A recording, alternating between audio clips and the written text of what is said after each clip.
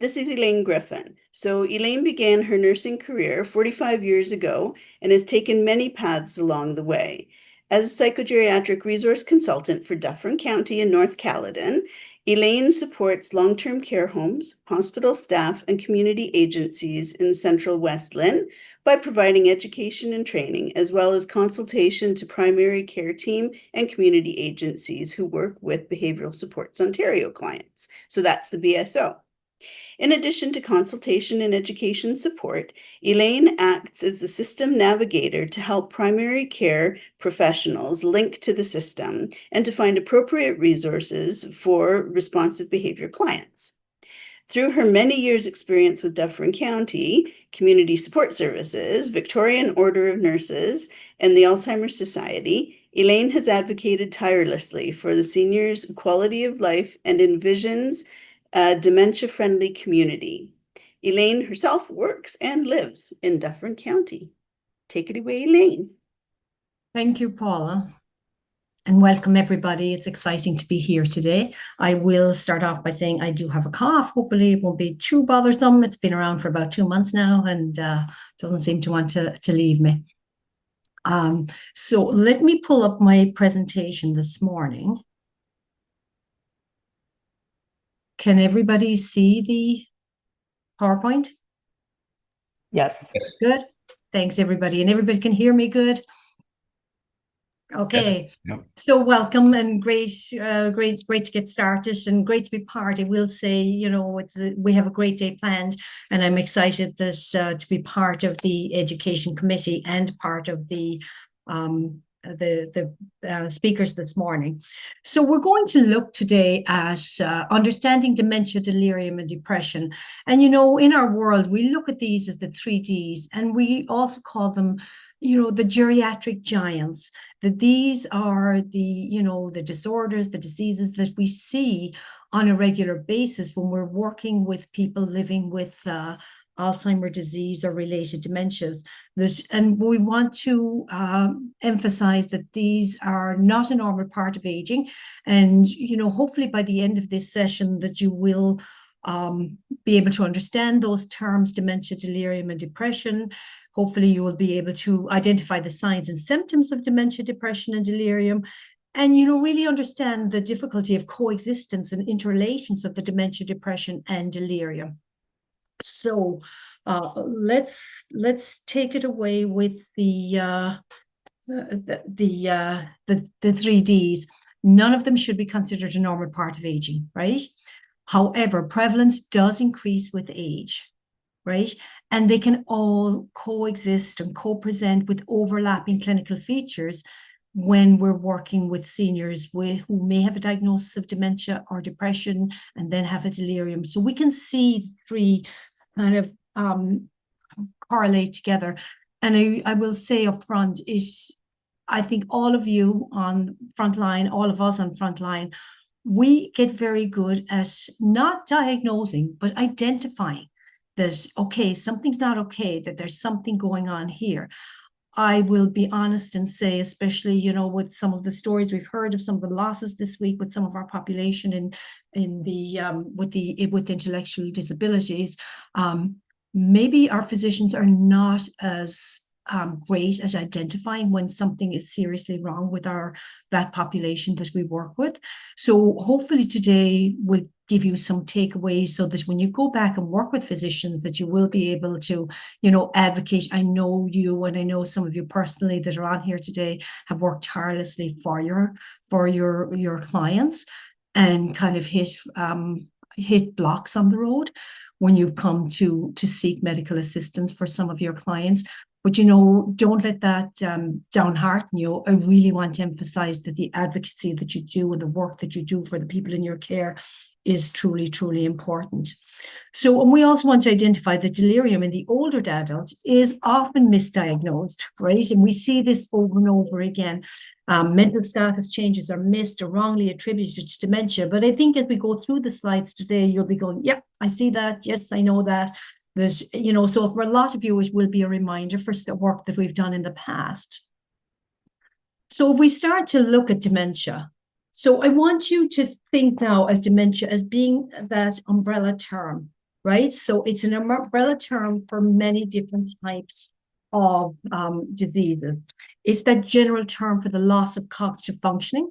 It includes memory problems, language problems, problem-solving problems, and reasoning problems, to such an extent that it interferes with the person's daily life and activities. And it's associated with many different diseases. We have just put 4 up here, but really looking at over 100 types of dementia. And oftentimes what we see is, the first thing we see is that loss of functioning abilities. So it's the cognitive disorder, neurodegenerative diseases. It's diagnosed, and it's usually diagnosed when the changes affects the person's functions, right? And we often hear that at the Alzheimer's Society. Person is doing okay, whatever their other diagnosis may be, but suddenly there's a change in function. We know now that there's probably a lot of changes happening in the brain long before that. So many diseases cause damage in the brain, and Alzheimer's disease is the most common one. And we see here Alzheimer's disease affecting 60 to 80% of all known cases, right? Changes that are experienced by the person really depends on where the damage occurs on the brain. And each person will experience dementia differently. So when you've seen one person with dementia, you've truly seen one person with dementia. And I think for all of you that working, in the field, that are maybe specifically working with people with dementia, you see it on a regular basis. For those of you, and we're doing a lot of work now with community living organizations, and I think your population is definitely aging. And so we're starting to more work with you, but dementia may be kind of secondary to the other diagnoses that you're working with, maybe people with Down syndrome, autism. So really looking at the dementia pieces. But we need to know that all true dementias are progressive, and symptoms evolve over time. And if the brain is damaged by the disease, it just can't function, right? So if we look at this first one, Alzheimer's disease, 60 to 80%, right?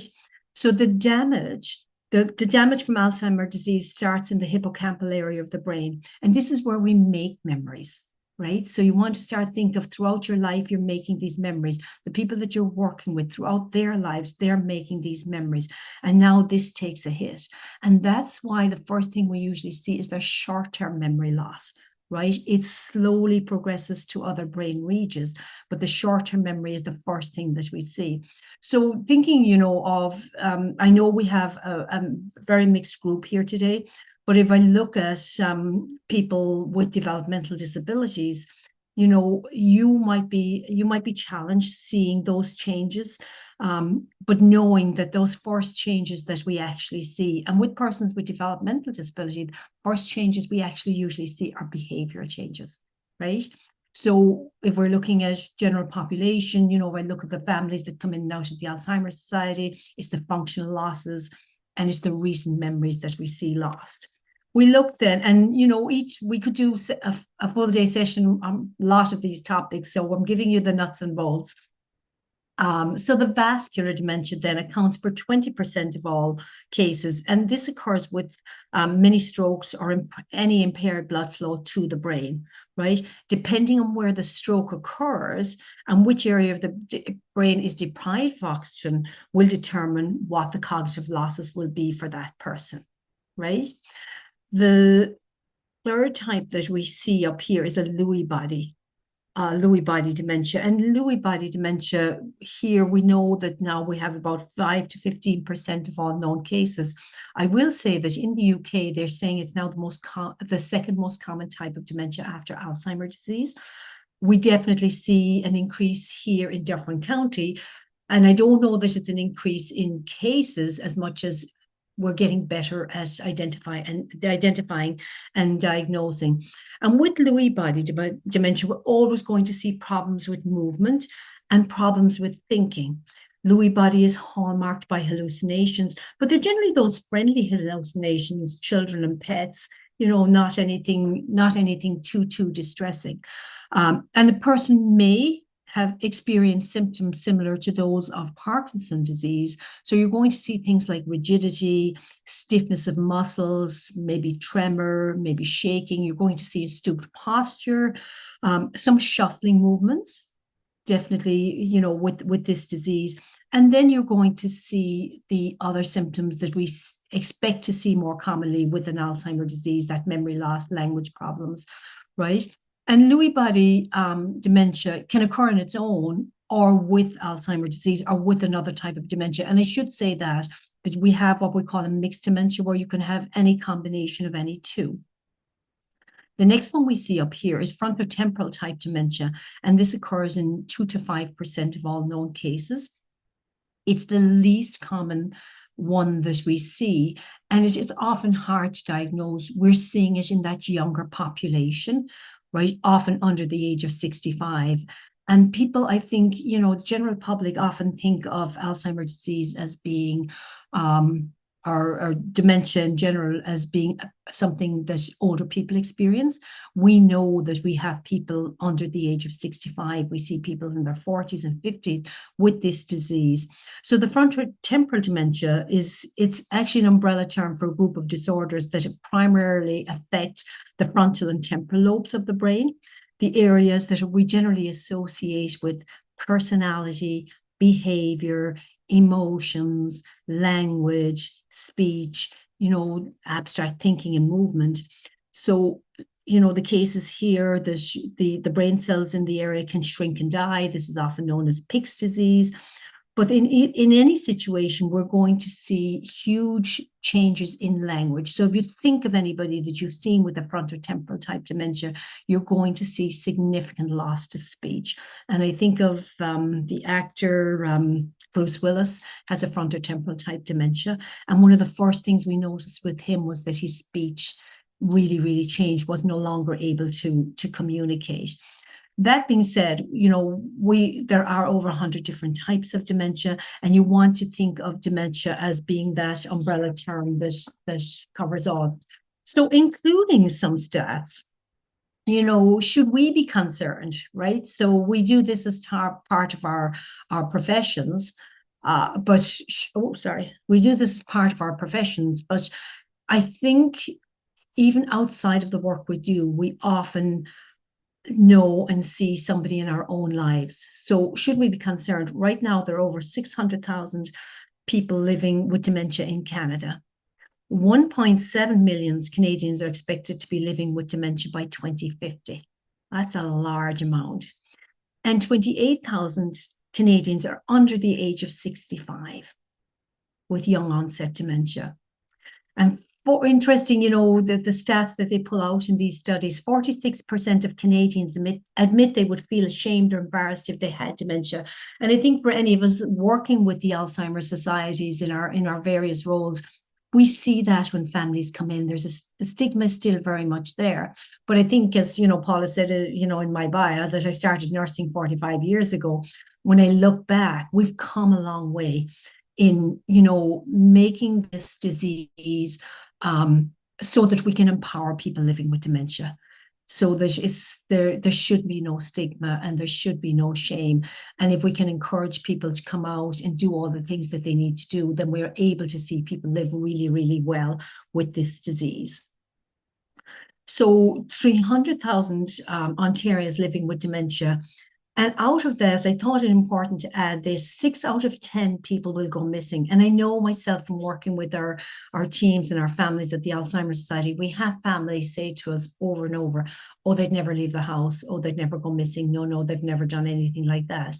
But here the statistics tell us otherwise. 6 out of 10 people will go missing.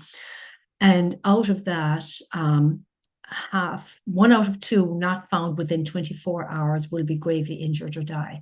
So the key thing is, and that's a whole other education to get into, finding your way and dementia-friendly communities, and that can be available through your local Alzheimer's Society. But the importance, and I would say to all of you, with the people that you're caring for, whether you're in day programs or long-term cares or community, or assisted living, that if somebody goes missing, we would much prefer you to do your 911 call and for the person to be found, in the basement or wandering around somewhere else. Like, get them involved right away, because every hour that we wait, we lose time for people to be found.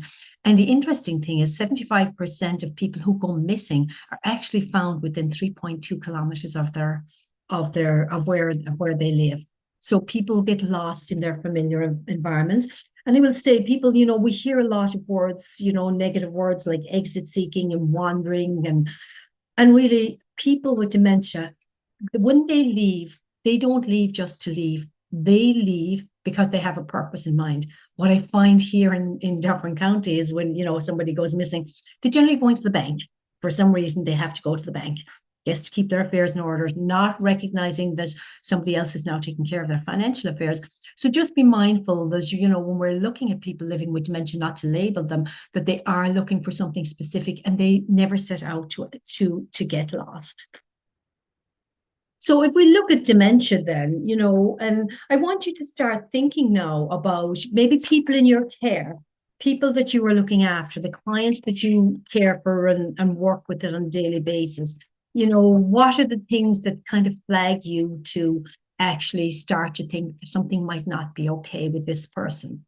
So for dementia, we know the onset is gradual deterioration over months to years. And this is, the most common type that we see with your Alzheimer's disease, that gradual deterioration. Some of the other ones that I showed under the umbrella slide have a more rapid onset and rapid progression.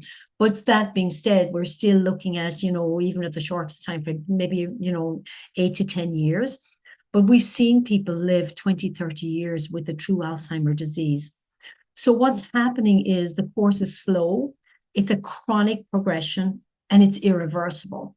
And when we say it's irreversible, we remind you to do your checklists. If you start to see people having those changes, you want to start to think, given their age, given their diagnosis, what they have already, whether if you're working in the community, that you may be seeing people that are still working and are really well.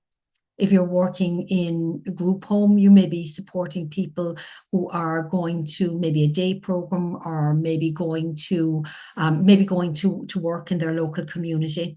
And now you suddenly start to see the change. The first thing you're going to do is rule out the treatable. So there are some reversible, what we call reversible dementias. And by that, I mean, anything else physically that might be causing the person to present like this. The most common ones that come to mind are, vitamin B12 deficiency, thyroid disease, metabolic disorders. Anything else, you're going to rule those out first, right? And then you're going to think, okay, there's something going on here. For those of you working in, with people with developmental disabilities, you are going to be using your NTG tools, right? So what we see, the thinking changes, we see cognitive decline.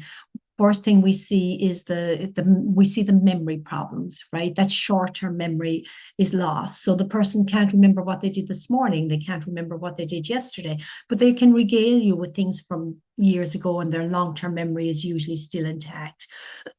We find that aphasia, that loss of language, that inability to maybe express themselves eloquently as they had done.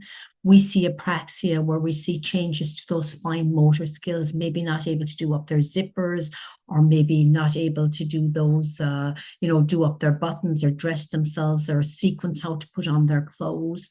We see agnosia, which is that inability to recognize objects and what they're for. So maybe using their toothbrush as a hairbrush, or just not recognizing the TV, the TV remote control and the telephone. Changes like that. And then we definitely see some changes in their decision making and how they start to live their lives. We've included in this the psychosis because we may or may not see a psychosis when a person has dementia. But signs that things are changing may include delusions. So now the person may become delusional, start accusing person of theft or persecution. And this is a little bit different from the person who has misplaced their purse and you suddenly come into their room and you and I are the only ones here. I left my purse there, you stole it. But there may be some delusions, maybe hallucinations, and definitely depending on the type of dementia. And again, with this, you're always going to, and we'll talk about this more, we're always going to be looking at dementia. And that's why they correlate so well, dementia, delirium, depression, because they can actually look the same a lot of the time. So sleep changes, we can and do see changes to sleep patterns, and that can be gradual over from months to years, or it can be sudden. But more often we see a gradual deterioration, a change. We often hear that a person has a reverse sleep cycle, that suddenly they're wanting to sleep throughout the day and be up through the night. We can see a change in mood and see a depressed mood, especially in the early stages of dementia. Oh, I see a typo there already on my slide, and it should say early, not dearly, dementia. But, you can understand if a person has not able to, complete their functional activities like they always were, they have to make changes, they have to rely on somebody else, maybe no longer able to drive or do the things they were able to do in the past, or go to their day program or their job. And if things are changing, you can see why people might easily become depressed. However, we do see that more common, we see apathy. And apathy is, that inability to engage. And it's almost as if the person's starter is stuck, right? And that can be confused with depression. So if the person is depressed, they're going to be so heavy laden, and down that they really won't be able to engage in anything concrete for a long period of time. Whereas the person that experiences apathy, which is more common in dementia, their starter is stuck, so they're not able to enjoy, get started on the activity. But with your careful guidance, if you can say to them, come on, you know what, I think you would really enjoy doing this today. Give it a try with me. Once they actually get started, then they can engage, right? So apathy and depression slightly different. So when we do see with dementia, we see some of the, psychomotor activities. We see people wanting to leave the building. We see people become more agitated. They become more withdrawn. They become restless and distressed. So really, really key signs that we need to be watching for as we start to identify, could this person have a dementia? So, just wondering if anybody has put anything into the chat box, if there's any questions at this part, or we're going to hold questions until the end. I'm good for either. Okay, there are no questions so far, but let's Okay. give you a moment now. People in attendance, do you have any questions for Elaine on the course of dementia?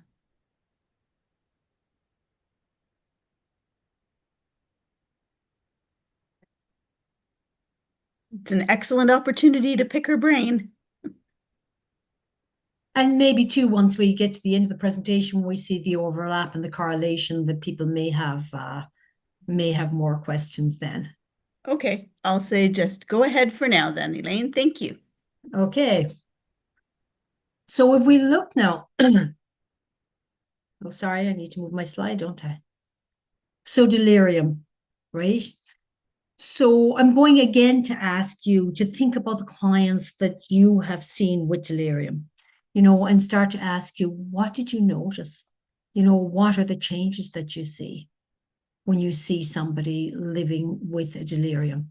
And I think what can be very frustrating for us as a society is if a person goes to acute care, and I love to think that frontline workers, your client's code. When there's a change, when there's something different going on, and there can be no end of frustration when you actually, get that person, to the emergency room, and they suddenly, somebody says, oh, they have dementia, what do you expect? And, that is, it just distresses us so much. And I know it does you as well. So think about, some of the clients that you have that have maybe experienced delirium. It can be very frightening. It is a medical emergency. And we say it's a clinical state characterized by an acute fluctuating change in mental status, disorganized thinking, with disturbance in attention and altered levels of consciousness. Right. So we think of delirium, and we think of the sudden changes that we see, those sudden changes that people suddenly experience, that, you know, the person is doing quite well and then suddenly there's a change in them. They are maybe picking bugs out of the air. They're telling you something very distressing that's happening. They're seeing, people being murdered in their backyard. And, you know, it's the sudden change that we really, really want to think about.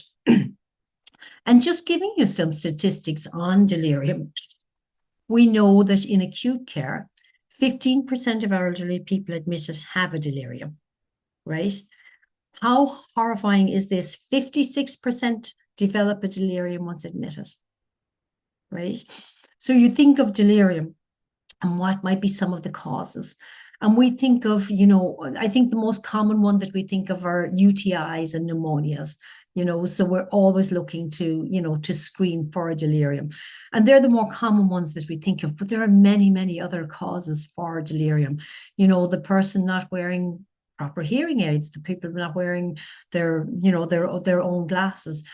And just when I look at that statistic, the people admitted have a delirium, and if they don't have it going in, 56% develop once admitted. And we often forget about transitional changes. So think again about the people that you're caring for, that maybe you're seeing changes are, and that you're querying delirium. Transitional changes. We don't give enough credit to transitional changes. And it's not just transition from the home where they're living in to a hospital setting or acute care. It can also be a transition from one room to another room in the home, one room to another room in the long-term care home, in your group homes. Any transition that the person has to go through can cause them to have a delirium, which is why when we look at our seniors, we try to encourage as few transitions as possible. I know our groups working in the group homes are great advocates to keep people living where they are for as long as possible. And this really bodes well then for people that may experience delirium, if they can be supported in the same environment, right? So just, you know, interestingly, again, that's quite a large number of people diagnosed with or developing delirium once admitted to hospital. We know 30 to 40% become delirious after hip surgery, and we can understand that after any surgery that people will become delirious. And we want to be mindful too not to label any of our clients, because oftentimes if they are in acute care after surgery, you know, there's a big rush on to, you know, to do some assessments of them. We need to be mindful that we need to leave people clear from the delirium before we start doing invasive assessments to determine other things like dementia, because we're not getting a true picture while they're in that delirious state. So we know delirium is 4 times more common in the older population, right? And we think of, you know, if you think of infections and any of the other causes though of delirium, so things like dehydration, constipation, post-surgery, right? Any of those, us being you know, healthy individuals, we can overcome that delirium very quickly, and we can understand it, and we can recover really, really quickly. However, a person that may now already have a dementia is going to take longer for them to come back to their baseline, right? And interestingly, as many as 70% of cases of delirium go undetected, right? Because we also have, and I'll talk a little bit about that in one of the further slides, we have what we call the hypoactive, and often the people that don't cause us any problems can get missed, right? Or unfortunately, people look at some of the behaviors that they're seeing or some of the presentation of a delirium, and they look at that as being more behavioral, and they forget to screen for delirium. So we're always looking to know, could there be some underlying cause for this delirium? Elaine, just speaking of underlying causes, we've had an excellent question from our audience here, and it's all about how do you determine if medications are a factor for delirium, or is it just part of the dementia process? Great question.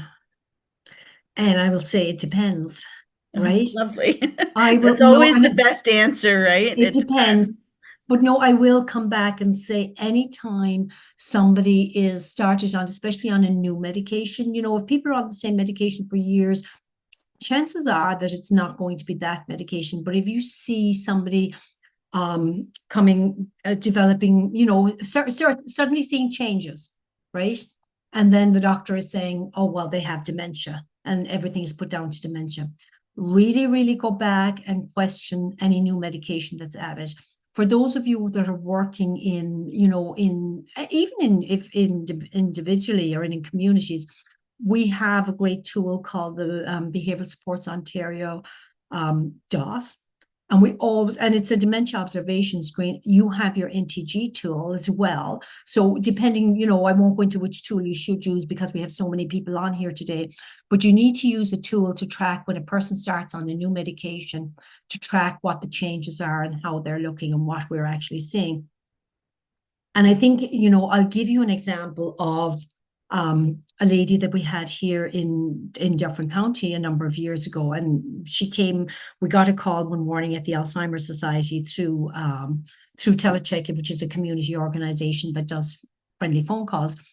And they called this lady just to check in her. She didn't have a diagnosis of dementia. She didn't have a diagnosis of dementia. There had never been conversation about delirium.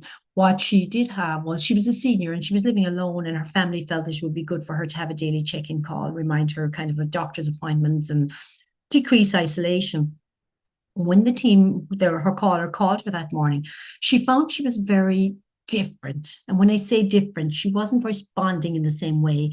She was quiet in herself, and the caller just noted this is different. So they have a policy that they call the whoever their next of kin or whoever has been decided to be the call person. So they called, and it was her daughter. They called her, and her daughter said, "You know what? I went to see mom yesterday, and she wasn't herself, and she couldn't remember a lot of stuff that we had done." And the daughter instantly went, "I think my mom has dementia." So from the previous slides, we don't see dementia occur that fast. It doesn't happen overnight. So the caller was there, and I happened to be the one at the Alzheimer's Society today, and they asked me if I would just go and do a check-in on her. And back then, going back about 10 years ago now, we probably had more flexibility that we could pop in. She was just lived not too far from the Alzheimer's Society in Orangeville. So I went and I said, I called the daughter and I said, "I'll come by and I'll meet you there." So I met the daughter there. She rushed there. She worked close by as well. She rushed home very quickly. When I got to the home, the mum was sitting at her table, hunched over a bowl of soup and almost falling asleep into her soup, right?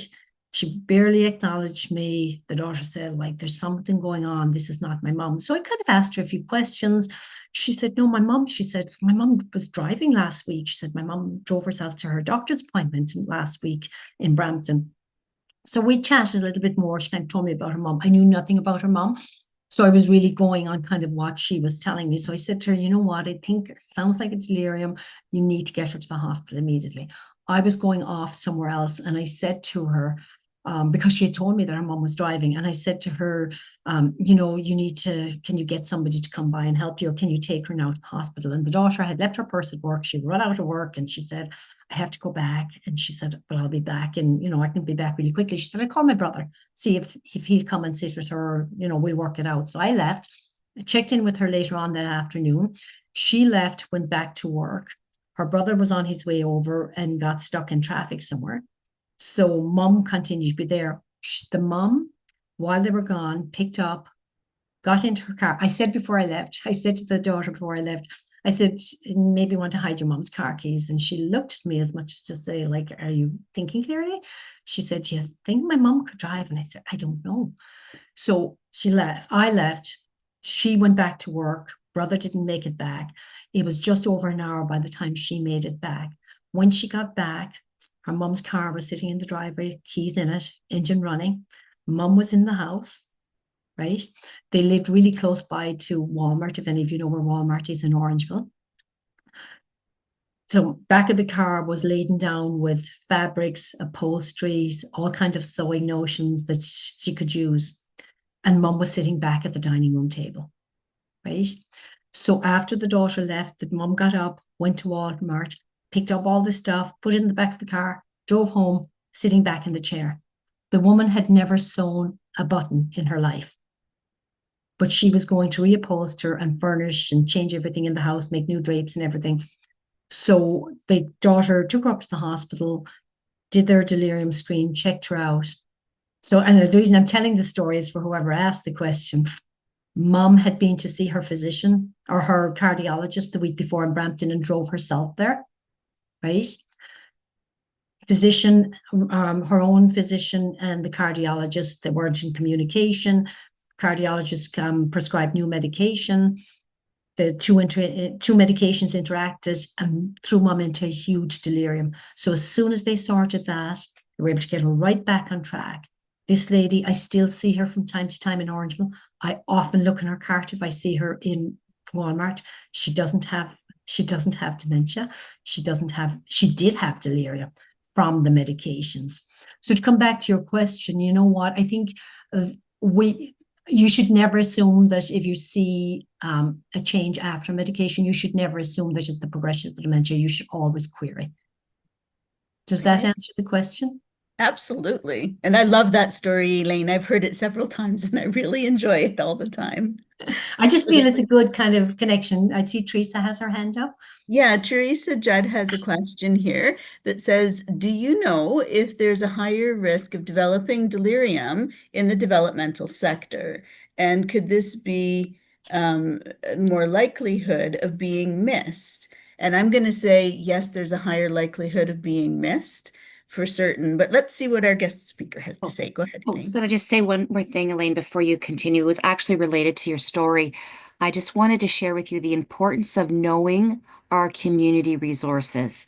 So if families are suspicious or have concerns about maybe there is a medication concern, please always leverage your community pharmacist.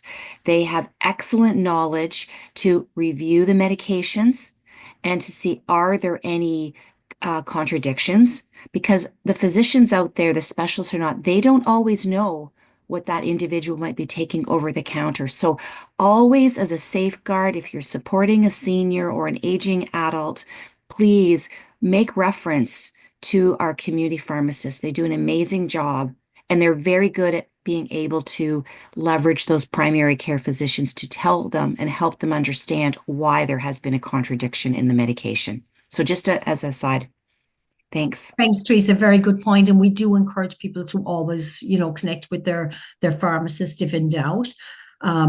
But come back to your question, and I have to say, I don't have the answer to that. I don't know whether delirium is more common in population with developmental delay. And I think maybe our people sitting in that work directly with clients would have a better answer to that if anybody wants to pop anything into the chat. I would say that our people working with people with developmental disability, I would say that your teams are key at identifying, and I know you identify delirium early on with your population, and I think that's down to the fact that your population, they're your family, right? They become part of your family. You are working with them closely. You identify immediately when you see a change in them. So I think you are very good at identifying. And I think the challenge is getting our medical teams to say yes, that it could be a delirium and to treat accordingly. Yeah, I agree completely. Actually, I had a message from Catherine Ryan this morning, and they were trying to have one of their people that they support seen. They had taken them to the hospital a couple of times, and the team knew something's not right, and this doesn't look like dementia. This looks like a very, very strange behavior.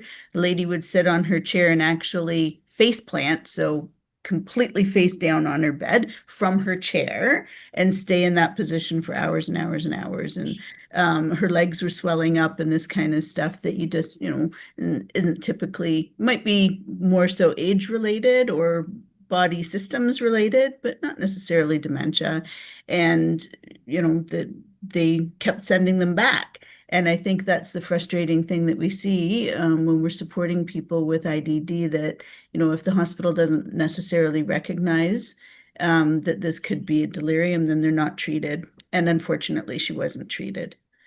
Okay, so I have another question here for you, Elaine, if you don't mind.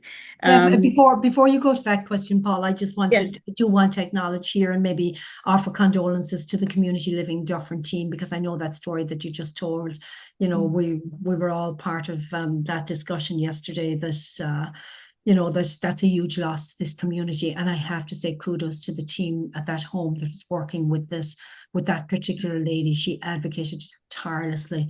And it would be so distressing for that team. I know it is distressing, and not to cause distress to the person that's on the call today. I know a few of you are on from Community Living, but again, it's coming back that you have to continue to advocate for these clients. And, interestingly, our population, especially people living with Down syndrome, I know we're getting away. I'm going to be going back and forth because they are interchangeable between the dementia and the delirium. We don't have history on how people with Down syndrome age. So we're not often aware if they're in a delirium. We're not often aware if they have a dementia, because throughout history, people with developmental delay, or especially Down syndrome, would only live into their 40s or 50s. Now we see people in their 70s or 80s. So we have no history of how they aged or how delirium affects them. So we just keep advocating and doing the work that you're doing. And I will say to those of you that are on there, I know any of the community team in Dufferin have heard me say it over and over again. If your clients with Down syndrome, if you want to add 20 years onto their chronological age. So if the person is 50, you want to start thinking that their body and their brain is aging, is now similar to a 70-year-old, right? Yeah. And what do we expect? I think of some of the clients that we've seen in Dufferin, people in their 60s. And when I say to the team, what would you expect of this person if you start to think they were 80, and they were like, wow. You kind of think like, so instead of maybe sending this person out for an activity, maybe we should be wrapping these little people up in cotton wool and bubble wrap and putting them to nap for the afternoon. That, you want to keep them engaged, but just keep that in mind. Sorry, I sidetracked. Go back to your question, Paula. That's okay. And I saw Tracy Sabine Smith had her hand up as well. This other person, though, right now, so we'll do this one, and then Tracy will come right back to you. This person wants to know, do you think delirium occurred with lots of people with dementia when COVID occurred? During my experience, I had a lady that was just in the early stages of dementia and then got COVID very badly, and the dementia progressed quite rapidly. She became very behavioral. And I would agree with that statement. And I think, we didn't have eyes on people during COVID as much as, people weren't in there. And again, frontline staff, community, we saw people kind of maybe not flagging or identifying just by the fact that they had COVID. Definitely we were seeing people more delirious because of that. And I think we at the Alzheimer's Society, and I don't have any stats to back this up, but I will just say it from, our population that we serve close to 500 people in Dufferin County. We definitely saw people progress more rapidly. Could it have been delirium post-COVID? Yes. And we know that people, if they have dementia and develop a delirium, it takes longer for them to come back, and they never truly come back to their baseline. Right. So you're going to see, if they were stable in their dementia and doing okay, then you have a delirium, right? Post delirium, we find kind of that there's always a drop in cognition and function. There's a change in cognition and function. So what we saw during COVID was the delirium from the COVID caused people to progress, I would say, more rapidly through the disease. We saw them, but then it's hard to identify because they were also isolated. right? So the things that we encourage people with dementia to do, like be socially active, we weren't able to have that happen. The people that they love to have around them, their social circle, that all changed. So I think there was a combination of factors, but I would say yes, that definitely we saw if a person had delirium, and I will say people had delirium with just by the fact of having COVID, it caused a quicker decline. Yeah, but I don't have stats to back that up, but that's just from what we've seen at the society. Observational, yes. Mhm. Real world observations. And Tracy, did you still have your hand up? Did you have a question? All right, I have to figure out how to get myself off mute. Oh, there you are. So not really sure if this is even related, but we are supporting a gentleman who has all of a sudden in the last month had an onset of very sexualized behavior, like extremely sexualized, like very aggressive, which kind of came out of nowhere. It's not, and there's been no medication changes, no, we are trying to explore some things further with doctors, but you know how, it takes a while to get in to see people. But is that something that would be more of a delirium? Like it's just out of nowhere? Does the person have a diagnosis of dementia? Does the person have what other diagnosis do they have? Do they have Developmental at this point, and then diabetes as well. And that's and what age group is this person? late 50s. Oh, okay. So I would say the first thing you have to do is do that delirium screen, and you have to rule out the physical. Kind of. So is it, could it be a delirium that's causing it? Possibly, but I would say more likely not.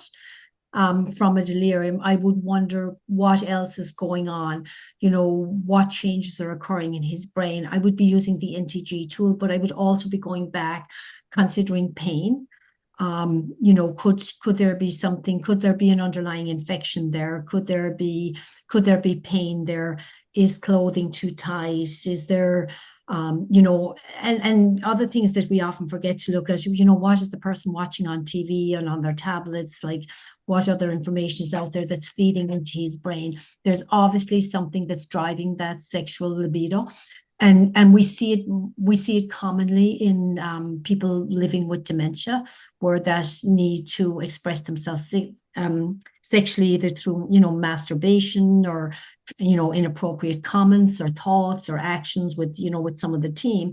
We never want to really label it as being sexual deviance. We kind of want more to look at it as, is it a symptom of dementia, or is it a symptom of something physical that might be causing a delirium to cause this?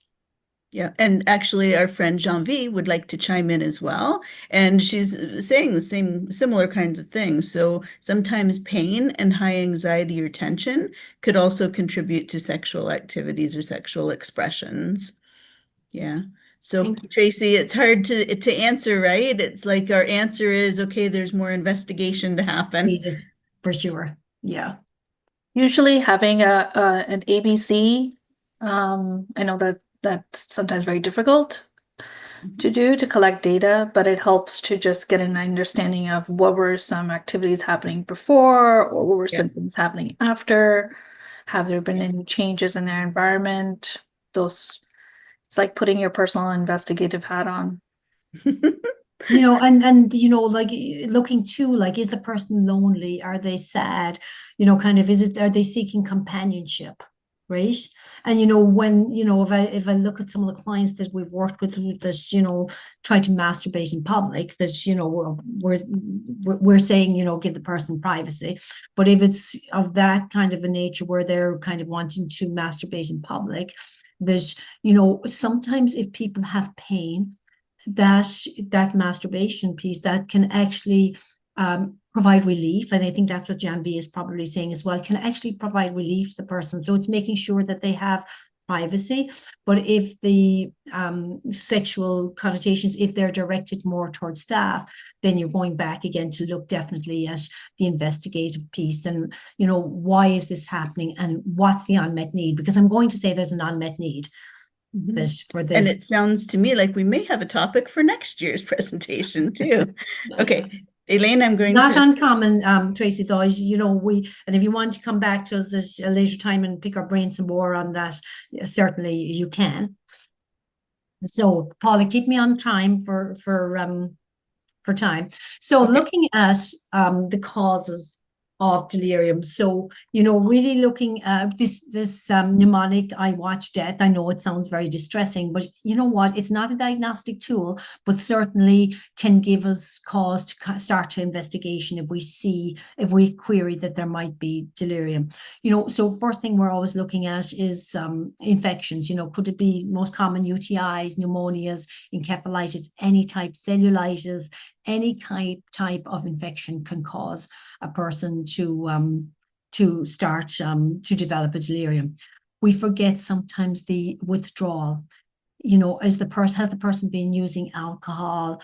You know, have they been using substances? Have they been using medications that now have suddenly been taken away because they've come into your care, or been taken away because they've been admitted to acute care, and suddenly the source for their alcohol is no longer available. So if there's withdrawal, we can see a person become delirious.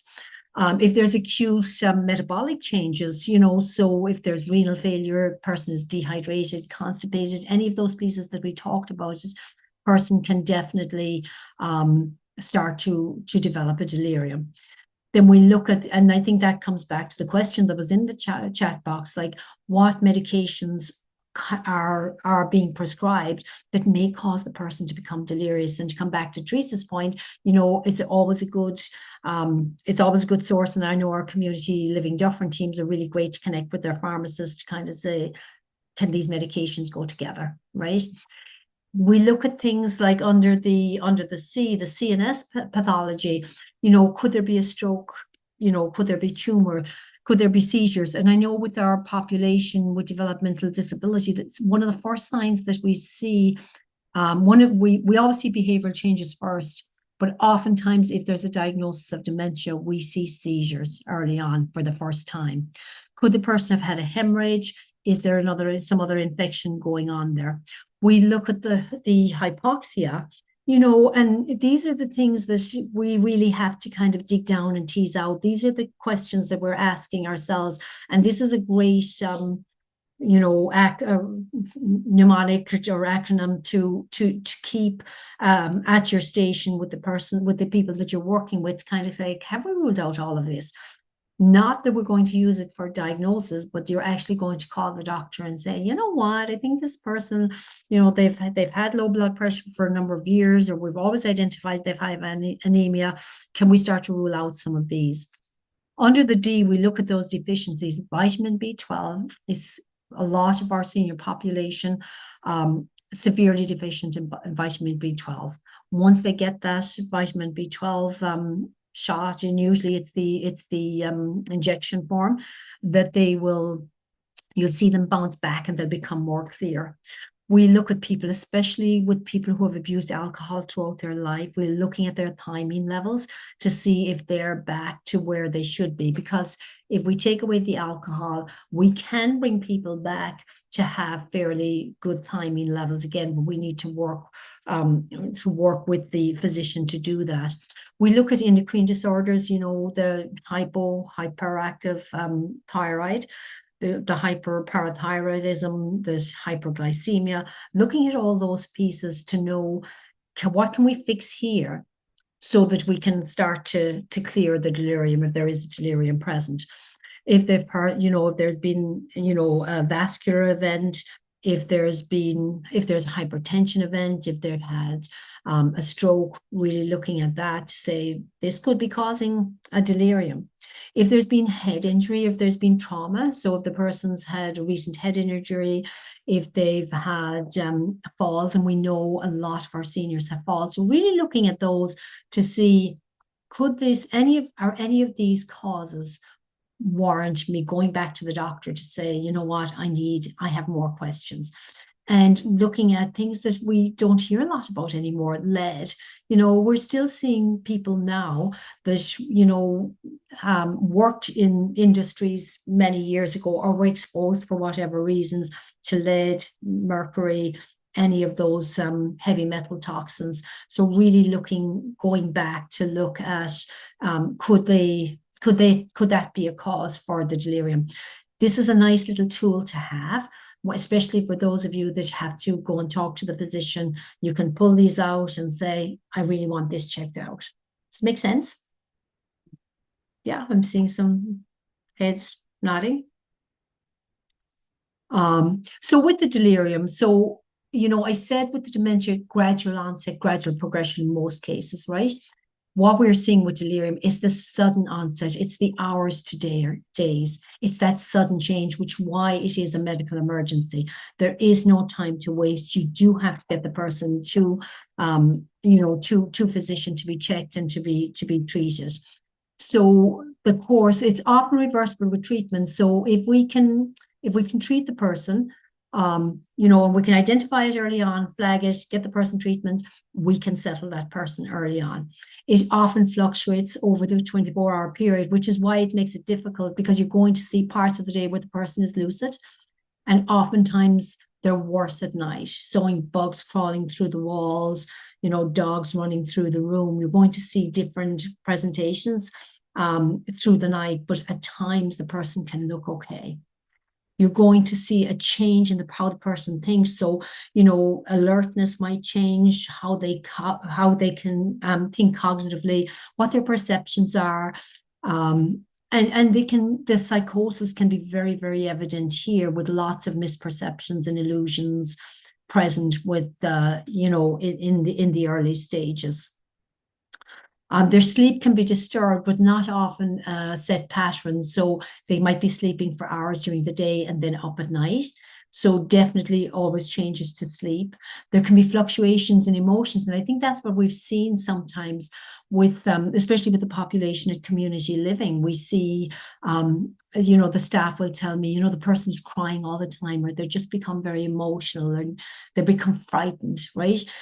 And you can see these as well when the person may have a dementia, but we always want to flag these when we're seeing them and if we're questioning delirium, because I think, physicians don't often look at kind of anger, crying, being fearful as a delirious. Whereas kind of when we dig down and really look at kind of what we're seeing, we know that these changes can occur, that the person is calling out, maybe angry, yelling, but they're fearful and because they're frightened, right? So really watching that mood and the changes in their mood. So, and we have, we have what we call 3 types of delirium. We have the hyperactive delirium, where the person is agitated and up and can't settle and they're restless and they're seeing these horrific hallucinations, right? So we see that. We also see what we call a hypoactive delirium. So the person is, and this is the person that we can miss, and it can be really, really sad if we miss this person because they're just very sleepy and they're tired, and it's, kind of, you attribute their age and kind of like that, maybe you put it down to some changes that are happening with whatever their pre-existing diagnosis is, and you kind of leave them sleep more, right? So you want to be watchful for the hypoactive. And the mixed delirium can be very, very bizarre because you can have a combination of 2. And I think of, that lady that I spoke about with the when shopping for the material and fabrics to reupholster. She was going from hyperactive to hypoactive.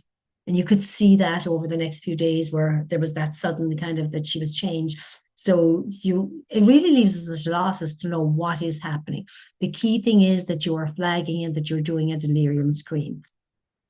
So just to talk briefly about the delirium screen, some of you may be familiar with the delirium screen, and we call this the confusion assessment test, or confusion assessment method. So the person must have to have a positive CAM result, the person must have acute onset, right? And must have inattention, right? Those 2 have to be present. And I noticed an error there on my slide. They must have either 3 or 4. So either disorganized thinking or that altered level of consciousness, right? So when we look at that, we look at the acute onset, was it sudden? Just start to think then about your client during the past few days. Have you noticed any changes, in their in their thinking or their concentration, right? Are they being less attentive? Do they seem more confused? Do they seem more disoriented, right? Are they behaving inappropriately? Or are they being very sleepy all day? So that's your kind of number one. Your number two, in attention, you're starting to look, does this person have attention problems focusing now? Or for example, are they easily distracted or having trouble keeping track of what you were saying at any given time? Are they kind of in and out and zoning in and out? That's the inattention piece. Is their speech incoherent and rambling or unclear? Different? Is it different? Is there a change from what you were seeing before? We think of the disorganized thinking then. So if you have 1 and 2 and you're saying yes, positive to the 1 and 2, then you start to think, okay, what's disorganized thinking look like now? And, I think sometimes in the field where these kind of all mesh in together, but you want to think of disorganized thinking. Is their speech disorganized, right? Is it very rambling and incoherent, right? And then if it is, that's a positive. And if you're thinking, no, it's not, but then you look at altered level of consciousness, do they seem excessively drowsy or sleepy during the daytime at any time, right? And then you start to think, okay, now we're to have a positive, now we need to move forward. So it's a great tool, the confusion assessment method, for us to start thinking, could this person have a delirium? Any questions on the delirium? I know we're, again, any of these topics, we could spend hours discussing them with lots of great questions, but any questions before we move on to depression? I just have one comment from Jean-V. She said you could use to help analyze how a person's doing or what's going on, or really start to put your thinking cap on about those ABCs. There's a HELP tool, HELP, and that stands for the health of the individual, the environment, their living experiences, and psychiatric. Oh, thanks, Canby. Yeah, I can put the link to access that tool in the chat, Paula, for anyone who wants it. Totally, that would be great. Thanks, Jean-V. And we'll forward it to Tara too, if you don't mind, because then she can send them out to everybody or her people. Thanks, Jean-V. Yeah, because if the chat's only going to you, Paula, then that resource won't go to everybody unless you have the ability to send the chat out. Yeah, and so let's just send it to Tara, because then I think then they can be emailed out. And Robin sent me a whole bunch of links too, so we'll do it that way so that everybody absolutely gets the links that are intended. And Elaine, just for a warning, you've got about 20 minutes, okay? Thanks, Paula. Okay, so let's look at our third D today. So depression, so the third geriatric giant. We want to think of depression. It's a highly treatable mental health condition. It affects a person's mood, energy, and cognition, right? We know it's under-recognized and under-diagnosed in the elderly, and it's affecting a person's daily function and their quality of life. So when we think about, depression, you want to start thinking about, what are the behavioral expressions you might observe when a person has a possible depression? You want to start thinking, what are you seeing now with this person? So whether, whether you're working in community and day programs or long-term cares or your community livings, you want to start to think, what has changed with this person? And again, this is why it's so difficult, depression, delirium, dementia, why they correlate and how they link together. But you want to remember that it is under-recognized and under-diagnosed in the elderly, right? Especially with people who may have cognitive impairment or developmental disability, right? It's associated with suffering and a decrease in their quality of life. So we want to change that for the person. We want to improve their quality of life and, give them, some really good quality of life in their final years. So we want to think about, just even the population that each of you individually are working, what are the risk factors that might cause a person to become depressed? And we know some of them are things like being socially isolated, and we definitely saw that when we went through the pandemic. But even just being socially isolated you know, where they are now, maybe not able to join the activities that they had done in the past or group activities. If we see people, risk factors, when we see people complaining repeatedly of kind of like memory problems and starting to have memory problems, you always want to query, like I think when we query memory problems, people automatically go to, could it be dementia? How often of us think memory problems, could it be depression? Because it could easily be depression. We see people risk becoming at risk for depression if they have chronic disabling conditions, right? If they have major physical illness, especially in the last 3 months. And the one caveat to that I would say is people post-stroke, we expect, if people have had a stroke or a vascular event, we tend to expect to see the depression, you know, within 3 months, as with most other disorders. With stroke, you can see that depression up to 2 years afterwards, and we often forget that. How many of us go back and look and say, what was happening with this person 2 years ago? Which again, it's great for those of you in working with community living groups to have that NTG tool that you can look at. But I think all of us should be going back to look at the history of the person to know if they had a vascular event in the last 2 years. We should be looking now, even if they've never experienced depression, we should be looking to say, could it be depression post-stroke? We PC people, we notice risks when people have persistent sleep difficulties, you know, problems getting to sleep or problems staying asleep. And if we see people starting to a change in their personal care and they start to neglect their diet and their appearance, we see it then. And we have a good mnemonic here as well, the SIGI caps. So very, very simple, straightforward. Again, it's a great tool for you to have with the people that you're working with. Just again, not diagnostic, but just looking at, you know, are we seeing any of these changes? Are we seeing the sleep disturbed, the changes in sleep? Are people losing interest in activities and things that normally gave them joy in the past? Are people ruminating over guilt and feeling guilty and feeling that they're responsible for things? Are we seeing that decreased energy, you know, kind of that, you know, just not having the energy to engage and do things that they would have done in the past? I kind of mentioned the apathy. This is different now. This not having the energy, that they're just so heavy laden, they cannot do the activity that you want them to do. You find their concentration is poor, not able to attend to things. We're usually seeing changes in appetite, and then seeing some changes, you know, to, you know, kind of to their movement and agitation, and seeing maybe possibly suicidal ideation. And that is something that we always need to address. You know, if the person expresses suicidal ideation, you know, kind of investigating that further. And you will each have in your own groups, you know, policy on how you should proceed with that.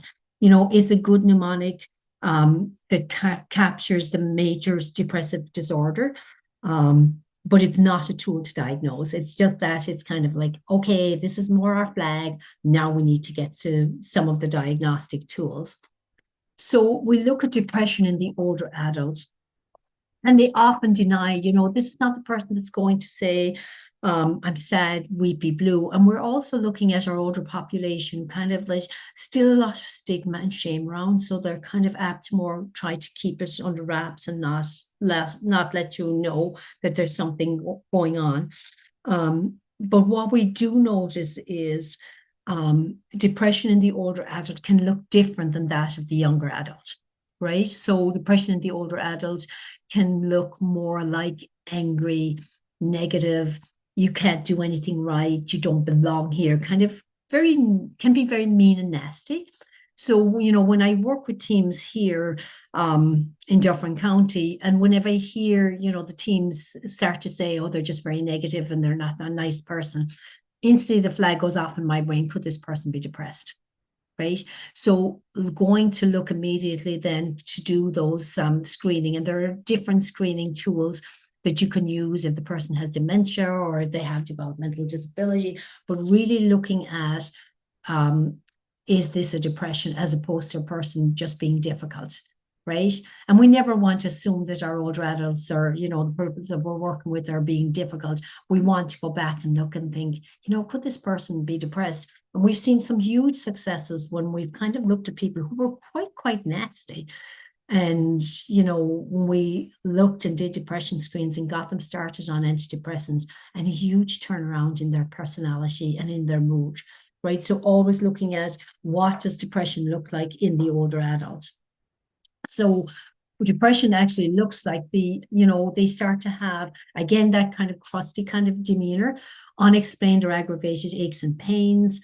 We see a slow movement in speech. We see people becoming more irritable. They become more anxious, start to complain of having memory problems. And the memory problems are real, but they're not, it's not dementia. It's actually the depression that's causing those changes in the brain. They lack motivation and energy to do the tasks that they would have always done. They lose interest in socializing and maybe wanting to go to their day program or to go to their club or their activities that they've, the music group or whatever they've done in the past, and we start to see that they're not taking care of their personal care, you know, maybe refusing to bathe or shower and changes like that. So with depression, you know, the onset here, we usually see changes in mood that persist for at least 2 weeks, right? The course of this journey is reversible for most part with treatment. Oftentimes it's worse in the morning. It's hard to get the person up and get them motivated. They're in bed, they're maybe awake early, ruminating. But generally once they get up, you know, you can work better with them throughout the day. They have problems with their thinking, you know, in terms of their reduced memory, poor concentration, not able to focus on things. And oftentimes you find that they have self-esteem, like, I'm not, you know, why am I still here? Like, my life's not was not worth anything. I have no purpose, right? So you're really starting to see this changes in their thinking. And you know, if there's psychosis, you can start to see delusions. And oftentimes we see delusions around poverty, guilt, kind of somatic symptoms, and often seeing problems with stomach and gut, you know, that they start to see that they have, you know, they start to complain of stomach pain or headaches. And when these are investigated, they actually turn out that there's no underlying physical cause. It's the chemical imbalance and changes that are happening in the brain that's causing the symptoms. Again, the sleep, more often than not, that early morning waking, right? Or wanting to curl up and stay in that bed all day. We see those changes. With depressed mood, we see, you know, a decrease in interest and pleasure, not able to enjoy the things they were able to do in the past, possibly suicidal ideation. We're always asking, you know, if they have a plan, or, you know, if it's passive, or where that thought is coming from, so that we can best support and get them the support. And they generally have that mood of just feeling hopeless, that they've nothing to look forward to. And in terms of psychomotor activities, we see more of an agitated depression, where they're up and going in agitations and, you know, kind of just can't settle. Or we can see a hypoactive, where we see a complete withdrawal and decrease. And I think, you know, when we think of depression, we often lean towards more the hypoactive, that withdrawn or decreased motivation. But be aware that, you know, there can be hyperactive agitation as well. So if we look for a moment now at, you know, just some interaction and tips, we've talked about the 3, and, you know, if you go back and when you get the slides, go back and look at them, you can think, wow, how are we ever going to figure it out? Because they are so similar. But, you know, I think through your great detective work, as Jan V said, using those ABC tools, using your behavioral supports Ontario's, your DOS tools, lots and lots of tools out there to help you to kind of figure this out. And I think what you don't want to do is, you don't want to normalize it and say the person has Down syndrome, or you don't want to normalize it and say the person has dementia. You don't want to normalize it and say the person has delirium or depression. You want to investigate no matter what and say, what's the underlying cause? Why is this happening? And I know we often hear, you know, these things happen and change. They come out of the blue. I'm going to say more often than not, they do not come out of the blue, but we're just not there, you know, to to be detective like the day before, the week before, to know what's actually happening. So, and I think, in just, a few intervention or a few tips for interaction, for all of the, whether it's depression, delirium, or dementia, we need you to offer support, your understanding, your patience, and your encouragement. You need to talk to the person, and you need to listen to them. And you need to listen with all of your senses, not just the words that are coming out of their mouth, but to listen to what their body language is saying, what their eye contact is saying, how they move. You need to listen with all of your senses to all of their senses, right? So you really need to pay attention to everything. You need to try and, redirect to purposeful activities, because, even if people are depressed or if they have dementia, maybe not so easy with delirium, you can distract them from that for short periods of time. It won't be long for you. They need treatment. People with, especially people with depression and delirium, they need that chemical, they need that pharmacological treatment to chemically balance their brain again. Get people outdoors, try to get them outside and to go for walks and other activities. So important. Try and keep their daily routine the same, because people will benefit from structure and routine with the 3Ds. And, celebrate those small successes with the person that you're working with. Stay with them, work with them. And I think, I do want to take a moment just to first of all, to thank all of you for listening, but also to thank you for the fabulous work that I know you do, because I know I've worked with so many of you. Just to know that the work you do is truly, truly valuable. And the people that you work with may not be able to say, because of dementia, delirium, depression, you may not be able to say thank you, but your advocacy and the work that you do for them is so, so powerful. That is really, when I look at the work that I do, and I think it's nothing to the work that you do on a daily basis, hands-on with people. And we really, truly are honored and should be honored to be part of this last chapter of each individual's life. So I think I'm okay for time, Paula. You are perfect for time. Yes. So we have about 10 minutes, maybe a little less than 10 minutes. Does anyone have any questions for Elaine? It's a fabulous time to pick her brain. And I'm going to stop share so I can see everybody again. Sure. Come on and back feel free together. to add in, because I know there's many people with experience in the room as well. Just even comments are good. Yeah. Oh, people are thinking. I'll give you a comment. I teach the 3Ds all the time, Elaine, and I thought you had some excellent tools. As a matter of fact, I was snipping some of your slides. Wow, Robin, I take that because I think I learned from you. It was said Robin was one of my first mentors. Learn from each other. So job well done. Thanks, Robin. I appreciate that. I praise indeed if Robin wants your slides.